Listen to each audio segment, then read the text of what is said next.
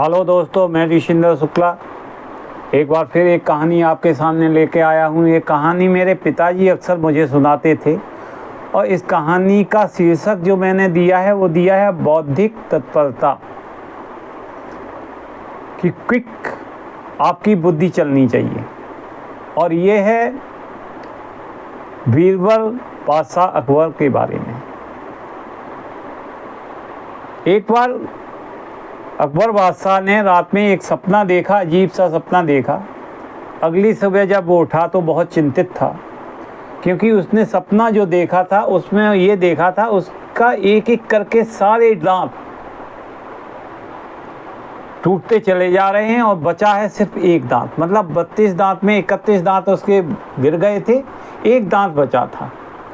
तो अकबर को चिंता ये हुई कि यह सपना क्या था। तो उसने जोशी जी को बुलाया। जोशी जी आए। जोशी जी से कहा कि भाई सपने के बारे में बताइए। जोशी जी बोले कि देखिए, आपका जो सपना है वो बहुत गंभीर है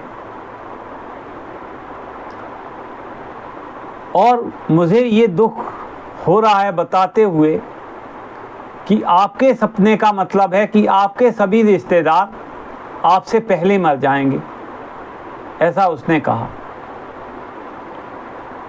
तो अकबर को बड़ा क्रोध हुआ, बड़ा क्रोध आया। अकबर ने बोला तो कुछ नहीं, कहा कि ठीक है आप जाइए। लेकिन वो संतुष्ट नहीं हुआ। उसने फिर बीरबल को बुलाया। बीरबल सबसे चतुर थे उनके दरबार में, नवरत्नों में एक थे।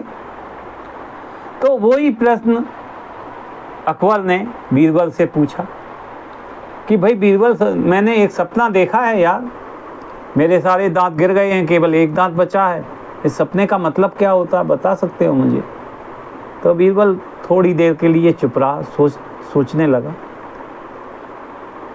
फिर उसने एक जवाब दिया। जवाब वही था जो जोशी ने दिया था, लेकिन पलट दिया उसने थोड़ा सा।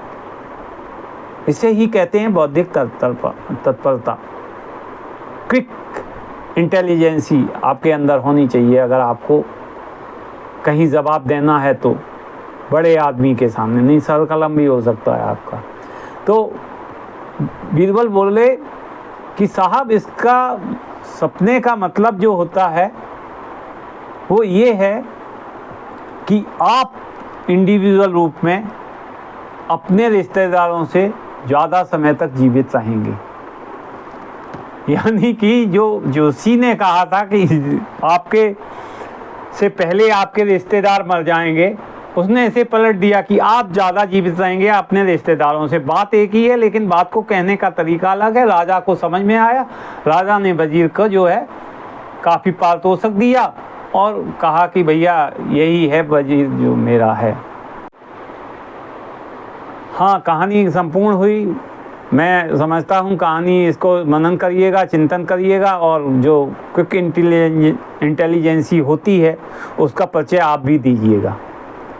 बहुत बहुत धन्यवाद।